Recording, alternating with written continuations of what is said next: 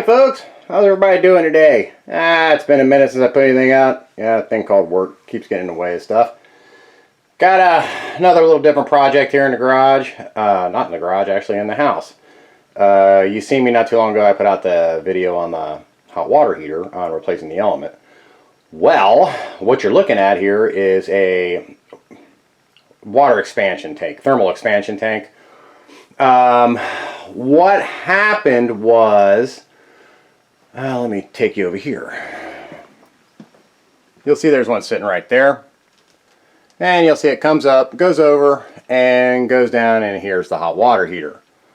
Alright, how this works, if you have, you need one of these if you have a closed water system. Meaning that your water doesn't go back into the public water system. Alright, so where your meter is, they'll have a check valve, and that will prevent backflow into the system. Well, I mean, I'm out in the country here, but I do have city water. And that tank that you just seen was installed probably about 2000, I'm guessing 2002, when we had city water ran here. And what was happening was, as the hot water heats up, it expands. Well, if you have a closed system, there's nowhere for that expanded water to go. So what it does is it builds up pressure in your lines. How much pressure? Yeah, I don't know. But I'll get to that here in a sec. Alright, so anyway, being as I live here alone, the bathroom toilet upstairs had been leaking forever. And I got my water bill and it said I'd use like 6,000 gallons of water. And it's like, well, there ain't no way. Because I'm here by myself. And it's December. So, well, it was December. And so I got to thinking, okay, I didn't put two and two together. I replaced the toilet. And then I noticed one day when I would turn on the faucets, the water would shoot out under higher pressure. And it's like, oh, okay, well, that's weird. So I got to thinking, it's like, well, you know, there is a regulator at the street. Because this, our water runs down a really big hill, so it builds up a lot of pressure. And I had to put that there to regulate it, which, here is my pressure gauge, which you can see is 0 now because I got the water turned off. But I noticed it was creeping up to about 80, a little bit more. And so I thought, oh, well, the regulator's bad, you know, down at the street. Well, then this thing caught my eye, and it's like, oh crap, man, I bet you that thing's bad. So the one easy way to check it is, actually, you can tap it. If it sounds hollow, it's great. The other way to test it is if you look right here, there's a Schrader valve, just like on a bike tire or whatever, car tire. You can push that in. If no air comes out, then you know it's bad. There is a bladder that sits right below the top of here, rubber bladder, and that is what takes up all the expansion from the hot water heater. So, got on Amazon, found me another one. But like I said, this thing here has been in there forever. And like I said, I didn't realize it was bad until I fixed the leaky toilet. So back over to this. Here's your Schrader valve on the bottom. This actually comes with this little plate right here, but I'm going to take it off, and because this is actually sitting upside down right now. I just wanted to show you some stuff.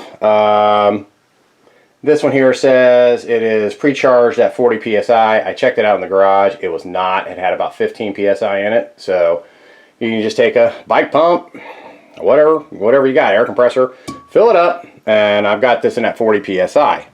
Now, if we turn it this way, this is the way this actually sits, and you have a 3/4 inch fitting up there. So this thing is good to go. Now, I do have an assortment of tools here just in case I needed them, because it said the height was like 13 inches, which I think mine's like 11. So I didn't know if I was going to have to cut the 3/4 inch CPVC up there. So, I already wrapped the end here with some tape. You can also use pipe thread sealant, whichever you choose, doesn't matter. And I did stop at the hardware store and got some primer and some all-purpose cement. Even if you buy, and I'm glad to see they sell these in smaller containers now, because once you open this stuff will turn to like goo, jelly over time, and I didn't have any, so I went and bought that. Now, I think I explained that with the thermal expansion and how that works. So obviously this is a closed system, so what it does, and the other day, I had been leaving one of the faucets dripping just a little bit to relieve pressure. Yesterday, I went to work and forgot to leave the faucet dripping. And I come back, and before I checked anything, I checked that gauge, and it was sitting at 120. And it's like, oh, that's interesting. I was hoping all day long this thing wouldn't get to the point to where it would bust these, the CPVC sitting in here. And it didn't, so that was all good. So now what I'm going to do is I've got the water shut off. I got to try to get that fitting loose and then see if we can sit the other one in here and without cutting into any of this stuff. I'm trying to prevent doing that because I think I got some 3/4 inch CPVC around here somewhere, but man, I'd have to go digging for it. I mean, it may be buried up in the garage attic, which has got insulation in it now, so I may never find it. So anyway, hold on a sec. I'm trying to think here. Did I cover everything with that tank? I think so. It's pretty straightforward.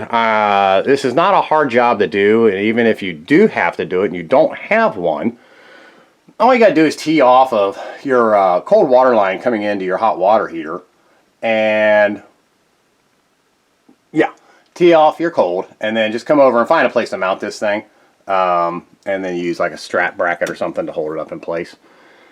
The new one, the Schrader valve is right in the center, so I'm kind of hoping that's not going to be an issue. But I guess we're going to find out. So hold on a second, I'll get you in place and bring you right back. Okay, I know my big head's going to be in the way. I'm trying to, I got nowhere where else to put you guys, so loosen this up. I'm sure I'm going to have water come out of here.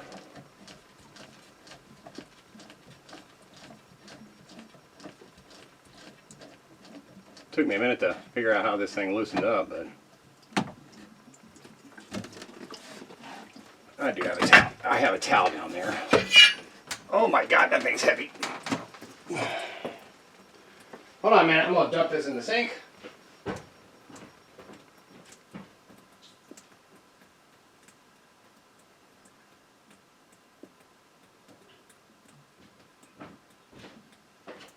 Well, I was going to dump it in the sink, but it ain't going to fit in the sink.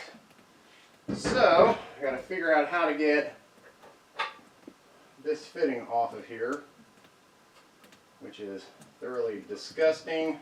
So there's a washer down. Hold on a minute. Let me just bring you over here. While I'm banging things around.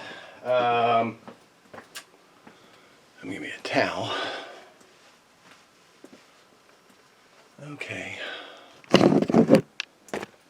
May have to pause you here for a minute, or set you on something else.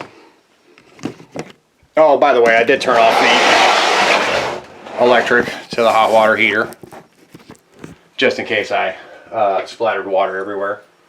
Okay,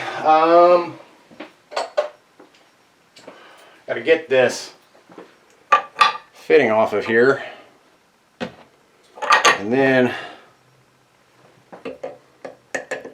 see if I can get this fitting off of here. I may have to take this thing out to the garage. Get that fitting off. Let's see here.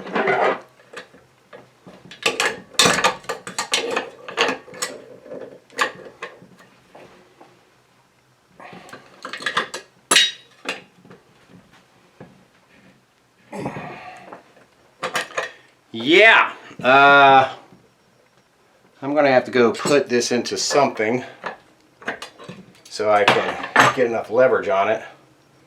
I mean, that fitting is still good. but I got nothing to grab onto. So I'm going to have to get a turn it sideways on the bench out there so I'm not leaking water all over the floor. So hold on a minute, I'll be right back. Alright guys, I just took it out to the garage, took this one out to the garage, and had to use a pipe wrench. And my pipe wrench here, Nipix here, hold it, pull it off, put it back on. While I was at it, I cleaned that brass fitting up. I'm sure you can't see down in there. And I didn't bring a flashlight, but it had a little bit of corrosion on it. The rubber washer is still good, so I'm not going to mess with that. So let me take you back over here. Turn my screen around. See if you're seeing what I'm seeing, or if I'm seeing what you're seeing, however that goes. Alright, that thing there looks good. I cleaned the threads off on the other piece. So, let's hope that this will fit up in there without me having to cut anything.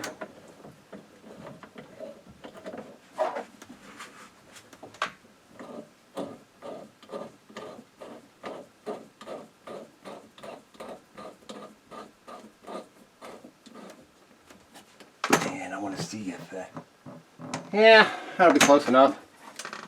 Make sure that that Schrader valve will have clearance.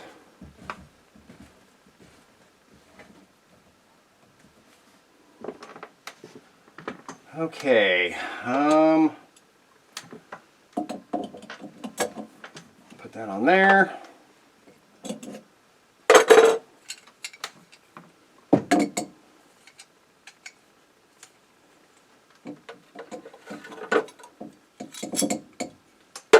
Kind of need to be an octopus.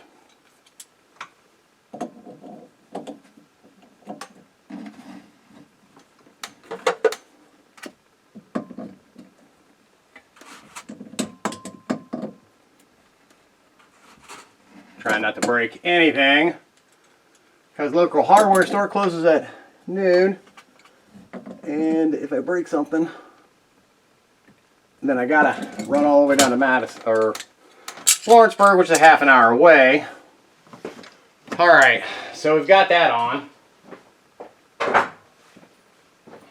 Let me open up this valve up here, which that may be a project for another day. I think I got to replace that washer in there. Let's slowly turn the water on, see if we get any leaks.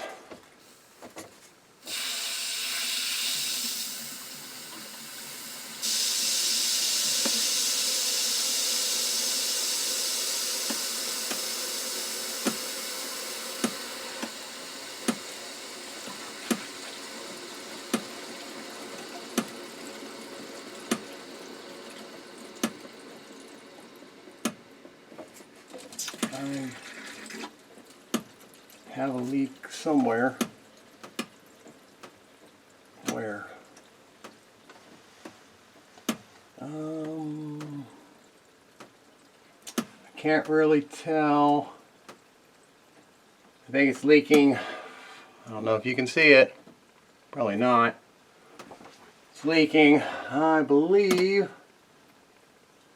Is it leaking from the fitting, or is it leaking from the part that connects to the tank? Let me get a light.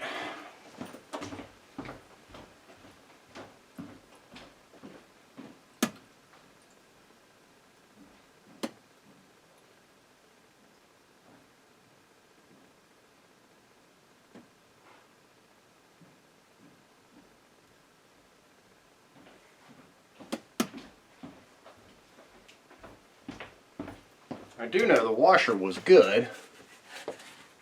Let's see if I can pinpoint where it's coming from.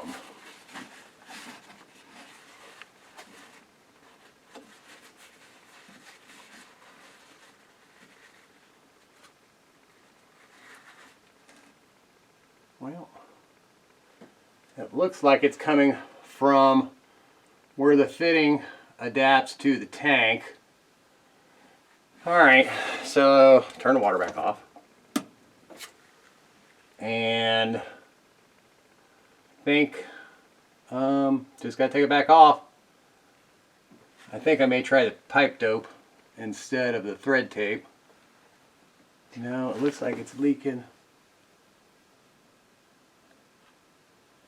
Has to be leaking from that fitting, yeah. I don't see no water. If you see what I'm looking at here, you see the brass fitting. It's leaking under it's leaking from the threads from the expansion tank to that piece. So I got the water shut off again. Let me shut this valve off up here, which I think the last time I was messing with this hot water heater, that valve didn't work. Not sure, but either way, it's got to come back off. Can't be having no leaking. Okay, so let me. Boy, it's just really hard to tell, but I think that's where it's come from because I don't see no.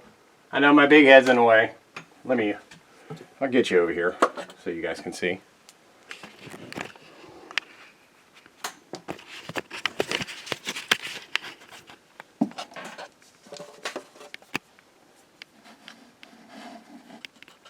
I don't know if that's helping or not, but you can see there's no water on the brass, outside of the brass. It's coming from the threads where the threads go into the brass. So off it comes, guys. No biggie. It's fairly simple to take off. All right, so I'm gonna pause you here for a sec so I can get this thing back off here, and then I'll bring you right back. All right, guys, back. Got it back in place. I just put pipe dope on it. So now let's see if that fixes the leak. Hoping it does. Because if it don't, then I may have to go and get another fitting.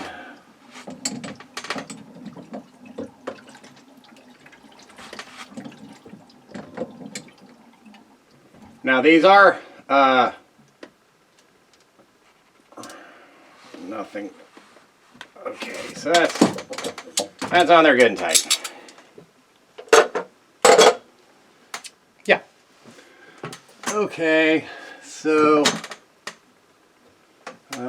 make sure I got all the extra water wiped off of it.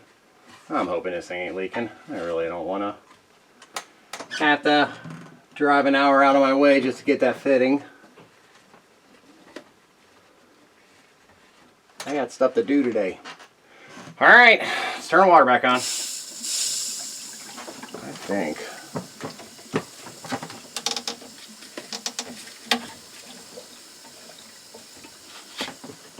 I don't think that shut-off valve works.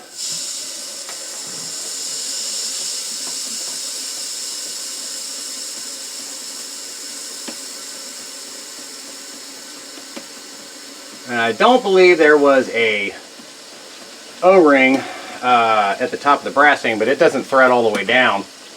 I was looking at it when I put it on out in the garage, and it doesn't thread all the way down to the top of the tank here.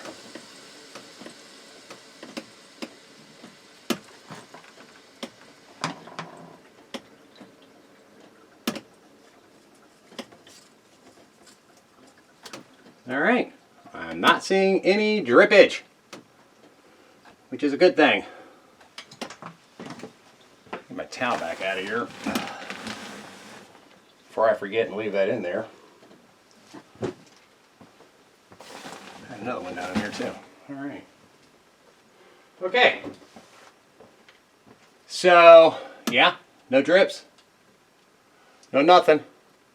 Water pressure is sitting, right under 60. Let me turn the hot water heater back on.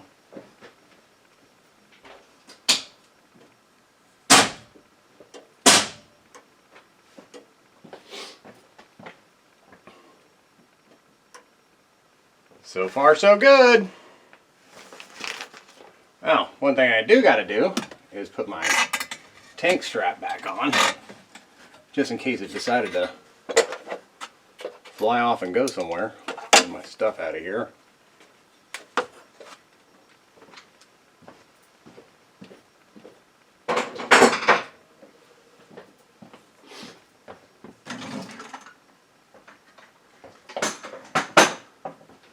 I did have this previously nailed.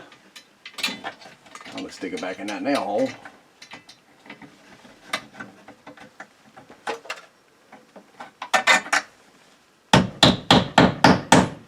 I'll leave a little bit of room, that way if I got to pry it back off. Yeah, it's dry. Okay.